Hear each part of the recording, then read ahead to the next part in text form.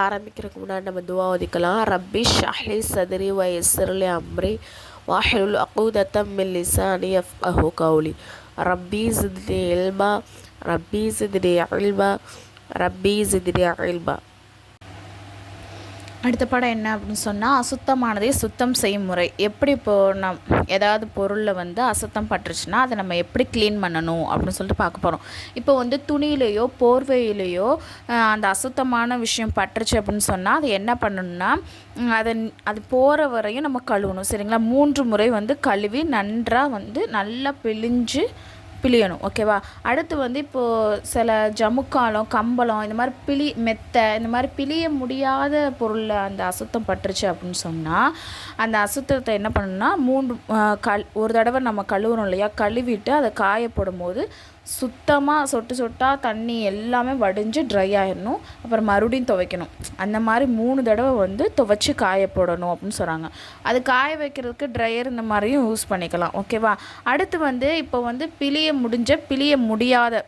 முடிஞ்சதுன்னா என்ன, லேசான துணி போர்வை இந்த மாதிரி பிழிய முடியாதுன்னா நம்ம பார்த்தோம் இல்லையா, இப்போ மெத்தை ஜமுக்காலம் இதெல்லாம் நம்ம கையால் பிழிய முடியாது. அப்படி தானே? அதை எப்படின்னா பூமியில் வச்சு நல்லா தண்ணி ஊற்றி, அதாவது 3 முறை கழுவும் போது எவ்வளோ தண்ணி யூஸ் பண்ணணுமோ அந்த மாதிரி தாராளமாக தண்ணியை ஊற்றி நல்லா கழுவி விடணும் அப்படின்னு சொல்கிறாங்க. சரிங்களா?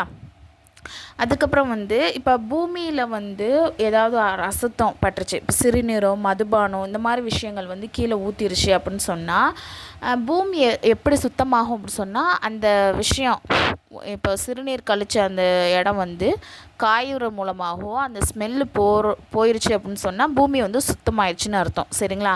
அதே தான் கட்டடத்துலேயும் செங்கல்லையும் அந்த அசுத்தம் பட்டாலும் அது காஞ்சிருச்சு ஸ்மெல் போயிடுச்சுன்னா அந்த இடம் சுத்தமாயிடுச்சுன்னு அர்த்தம். ஓகேவா? இப்போ சில சட்டங்கள் சொல்கிறாங்க. இப்போ வாஷிங் மிஷினில் நம்ம அந்த துணியை போட்டு துவைக்கிறோம், அசுத்தமான துணியை போட்டு துவைக்கிறோம் அப்படின்னு சொன்னால் வாஷிங் மிஷின்லேயே அதே மாதிரி 3 தடவை அதை தண்ணி ஊற்றி நம்ம க்ளீன் பண்ணணும். க்ளீன் பண்ணாலே போதும். திரும்பவும் கையில் எடுத்து துவைச்சி க்ளீன் பண்ணால் அவசியம் கிடையாது. சரிங்களா? அடுத்து என்னென்னா, இப்போ நம்மளுடைய ஆடையிலையோ போர்வையிலையோ ஒரு இடத்துல அசுத்தம் பட்டுருச்சு அப்படின்னு சொன்னால் அந்த இடத்த மட்டும் நம்ம க்ளீன் பண்ணிக்கலாம். முழு ஆடையும் துவைக்கணும்னு அவசியம் இல்லை. இப்போ பாயிலையோ போர்வையிலையோ ஒரு சில பகுதியில் அசுத்தம் பட்டிருக்கு அப்படின்னு சொன்னால் நம்ம என்ன பண்ணலான்னா, அசுத்தம் படாத இடத்துலேருந்து நம்ம என்ன பண்ணலாம், தொழுதுக்கலாம் அப்படின்னு சொல்கிறாங்க. ஓகேவா? இப்போ கேள்வி என்ன அப்படின்னு சொன்னால், ஆடை மீது அசுத்தம் பட்டுவிட்டால் அதை எப்படி கழுவணும், சிறிய ஜம்முக்காலம் கம்பளம் ஆகியவற்றை சுத்தப்படுத்தும் முறையை கூறுக, அசுத்தமான பூமி எப்போது சுத்தமாகும். அடுத்த 4வது படம் என்ன அப்படின்னு சொன்னால், தயமுடைய சட்டம், தயமும். சரிங்களா?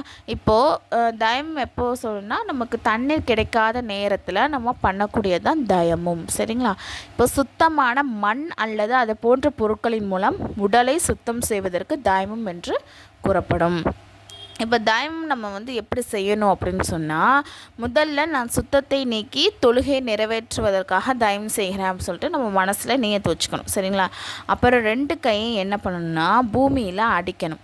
அடிச்சுட்டு அந்த கையை உதறிட்டு என்ன பண்ணணும்னா முகம் முழுக்க எந்த இடமும் விடாமல் முகம் முழுக்க தடவணும். சரிங்களா? மறுபடியும் 2 கையையும் பூமியில் அடித்து மறுபடியும் உதறிட்டு என்ன பண்ணணும்னா அதாவது வலது கை முழுவதையும் எந்த இடமும் விடுபடாத அளவுக்கு துடைக்கணும். சரிங்களா? அதாவது முழங்கை வரையும் வலது கையில் முதல்ல இப்படி தடவிக்கணும், அப்புறம் இடது கையை தடவிக்கணும். இவ்வளோதான். சரிங்களா? முகத்தையும் 2 கை முழங்கை வரையும் தடவுறது மட்டும்தான் தயமும். ஓகேவா? இவருடைய சட்டம் என்ன சொல்கிறாங்க அப்படின்னு சொன்னால், உழுவுக்காக தயம் செய்வது எவ்வாறு கூடுமோ அவ்வாறே குளிப்புக்காகவும் தயம் செய்வது கூடும். 2க்கும் தயமத்தின் முறை ஒன்றே ஆகும். இப்போ இப்போ தொழுகக்கூடிய நேரத்தில் தண்ணி கிடைக்காட்டியும் அப்பையும் தயம் பண்ணிக்கலாம். அதே மாதிரி கடமையான குளிக்க போகிறோம் அந்த நேரத்தில் தண்ணி இல்லாட்டியும் நம்ம என்ன பண்ணிக்கலாம், தயம் பண்ணிக்கலாம். அந்த 2க்குமே கூடும் தயமும். ஓகேவா? தயமுமின் ஃபர்லுகள் என்ன அப்படின்னு சொன்னால், ஃபஸ்ட்டு நியத் வைக்கணும். 2வது 2 கையும் என்ன பண்ணணும், பூமியில் அடித்து முகம் முழுவதும் தடவணும். 3rd என்னது, கைகள் 2ஐயும் என்னது பூமியில் மேலே அடித்து திரும்ப என்ன பண்ணணும், 2 முழங்கை உட்பட தடவணும். இப்போது எந்தெந்த பொருளெல்லாம் நம்ம தயம் செய்யலாம் அப்படின்னு சொன்னால், சுத்தமான பூமி இன்னும் பூமியுடைய இனத்தை சேர்ந்த பொருட்களில் எதை எரிந்தால், அதாவது சுத்தமான பூமியில் பண்ணலாம், அதே மாதிரி பூமி சார்ந்த மற்ற பொருட்களில் பண்ணலாம். எதையெல்லாம் எரிச்சா எரியாதோ, ஓகேவா? எதையெல்லாம் உருக்குனா உருகாதோ அப்படிப்பட்டதை கொண்டு தயம் செய்வது கூடும். உதாரணத்துக்கு பார்த்தோம் அப்படின்னு சொன்னால் புழுதி, ஓகேவா? அது எரிச்சாலும் எரிய உருக்குனாலும் உருக முடியாது. அது என்னது? பூமியை சார்ந்த பொருள், அதாவது மண்ணை சார்ந்த விஷயம், ஓகேவா? புழுதி, மண், கல், செங்கல், சுண்ணாம்பு, சிமெண்ட் சுவர்கள், இதிலெல்லாம் நம்ம என்ன பண்ணலாம்? தாயமும் பண்ணிக்கலாம். அதே மாதிரி மேலும் பூமியின் வகையே அல்லாத எரித்தால் எரியும், உருக்கினால் உரியக்கூடிய நிலையில் இருந்த அந்த பொருட்கள் மீது என்ன பண்ணக்கூடாது? தயம் செய்யக்கூடாது. உதாரணத்துக்கு குச்சி, இரும்பு, தங்கம், வெள்ளி, கண்ணாடி, இதெல்லாம் என்ன பண்ணக்கூடாது? தயம் பண்ணக்கூடாது. அப்படி இந்த மாதிரி விஷயத்தில் புழுதி படிஞ்சிருக்கு அப்படின்னு சொன்னால் நம்ம என்ன பண்ணிக்கலாம்? தயம் பண்ணிக்கலாம். ஓகேவா? தயம் செய்வதின் வழிமுறை என்ன? தயமத்தின் எத்தனை பொருள்கள் உள்ளன? எந்த பொருட்கள் மீது தயம் செய்வது கூடும்? அடுத்த பாடம் என்ன அப்படின்னு சொன்னால், தயம் செய்வது எப்போது கூடும்? இப்போ எந்தெந்த நிலைமையெல்லாம் நம்ம தயம் செய்யலாம் அப்படின்னு சொன்னால், இப்போ தண்ணீர் 1 மைல் தொலை தூரத்தில் இருக்குது, சரிங்களா? அதாவது 1.5 கிலோமீட்டர் தூரத்தில் இருக்குது. அங்கே போய் தான் தண்ணி அள்ளிக்கிட்டு வரணும் அப்படின்னு சொன்னால், போக முடியாத சூழ்நிலை நம்ம இருக்கோம் அப்படின்னு சொன்னால் தயமும் பண்ணிக்கலாம். இப்போ நம்ம அப்படி தண்ணி எடுக்க போகிற அந்த வழியில் விரோதிகள், கொள்ளையர்கள் அதிகமாக இருக்காங்க. நம்ம போகும்போது நமக்கு உயிருக்கு ஏதாச்சும் ஆபத்து ஏற்படும் அப்படின்னு சொன்னால் நம்ம தயவு பண்ணிக்கலாம். அப்புறம் இப்போது குழப்பம், ஊரடங்கு, இந்த இதெல்லாம் ஸ்ட்ரைக்லாம் பண்ணிக்கிட்டு இருப்பாங்களே, அப்போ நம்ம வெளியே போக முடியாத சூழ்நிலை இருக்குது, வெளியே போய் தான் நம்ம தண்ணியை போய் எடுக்கணும், நம்ம வீட்டில் தண்ணி இல்லை அப்படின்னு பட்சத்தில் நம்ம என்ன பண்ணிக்கலாம்? தயவு பண்ணிக்கலாம். அப்புறம் தண்ணீர் ரொம்ப கம்மியாக தான் இருக்குது, அதாவது குடிக்க மட்டும்தான் இருக்குது அப்படின்னு சொன்னால் தயவு பண்ணிக்கலாம். இப்போ கிணற்றில் தண்ணி இருக்குது, ஆனால் இறைக்கிறதுக்கு என்னது? வாளி இல்லை அப்படின்னு சொன்னால் நம்ம தயவு பண்ணிக்கலாம். அதே மாதிரி ஏதாவது தங்கடத்தின் காரணமாக தானே எழுந்து தண்ணீரை எடுக்க முடியாமல் இருப்பதும், மேலும் வேறு யாரும் தண்ணீரை எடுத்து கொடுக்க இயலாமல் இருப்பது, அதாவது ரொம்ப முடியாதவங்க போயிருக்காங்கன்னு வச்சுக்கோங்க, அவங்களும் போய் எந்திரிச்சு போய் தண்ணி எடுக்க முடியாது, எடுத்து கொடுக்கறதுக்கும் ஆள் இல்லை அப்படின்னு சொன்னால் தயவு பண்ணிக்கலாம்.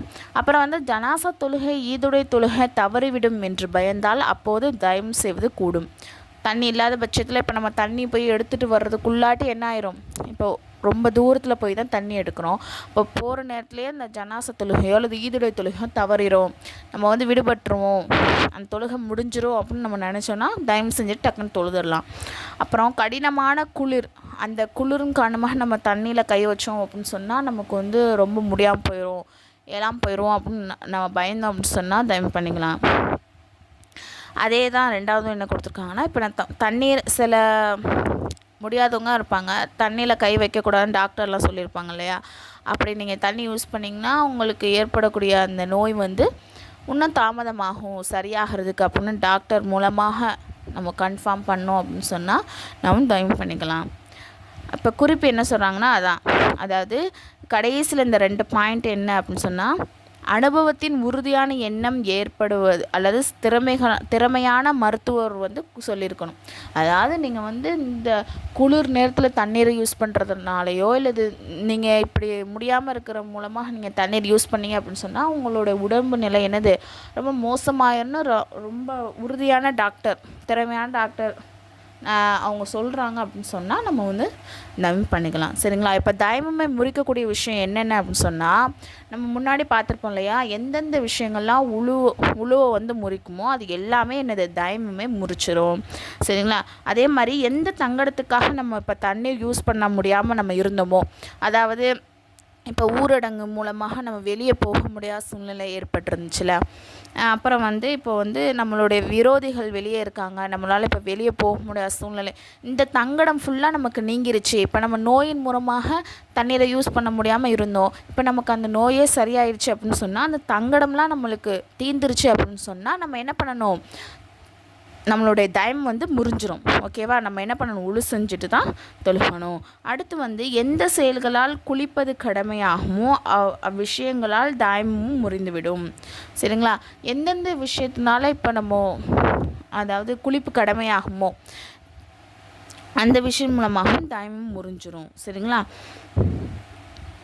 சட்டம் என்ன அப்படின்னு சொன்னால், தயம் செய்து தொழுது கொண்டிருக்கும் போது தண்ணீரை பயன்படுத்தி சக்தி பெற்றால் தயம் முறிந்துவிடும், இப்பொழுது உழு செய்து திரும்ப தொழ வேண்டும், ஓகேவா? அதான் இப்போ எப்படின்னா, இப்போ நம்ம தொழுதுகிட்டு இருக்கோம், ஒழு செஞ்சு தொழுதுகிட்டு இருக்கோம். அப்போ வந்து நம்மளுக்கு நியூஸ் வருது, எல்லா ஊரடங்கும் சரியாயிடுச்சு, ஸ்ட்ரைக்லாம் முடிஞ்சிருச்சு, எல்லோரும் போயிட்டாங்க, இப்போ வந்து நம்ம தாராளமாக வெளியே போய் தண்ணி அள்ளிட்டு வரலாம் அப்படின்னு நம்மளுக்கு நியூஸ் வந்துருச்சு அப்படின்னு சொன்னால் நம்ம என்ன பண்ணணும், நம்ம வந்து தைமம் முறிச்சிட்டு திரும்பவும் ஒழு செஞ்சுட்டு மெதுவும் என்ன பண்ணணும், தொழுவணும் அப்படின்னு சொல்கிறாங்க. இந்த பாடத்தோட கொஷின் வந்து தாயமம் எந்தெந்த நிலைமையில் செய்வது கூடும், தண்ணீர் எவ்வளவு தூரத்தில் இருந்தால் தயம் செய்வது கூடும், நோய் அதிகமாகும் என்ற பயம் இருந்தால் தயம் செய்வதன் சட்டம் என்ன, நோயாளிகள் பயத்தை எப்பொழுது கவனிக்கப்படும், தயம் எந்தெந்த விஷயத்தால் முறியும். ட்ரீம் மொல்லமா கோர்ஸ் இதில் வந்து ஜாயின் பண்ணுற விருப்பம் உள்ள ஒன்லி லேடிஸ் மட்டும் கீழே வந்து டெலகிராம் லிங்க் வந்து கொடுத்துருக்கேன், அந்த குரூப்பில் வந்து ஜாயின் பண்ணிக்கோங்க. அதில் வந்து மற்ற டீட்டெயில்ஸ்லாம் இருக்குது.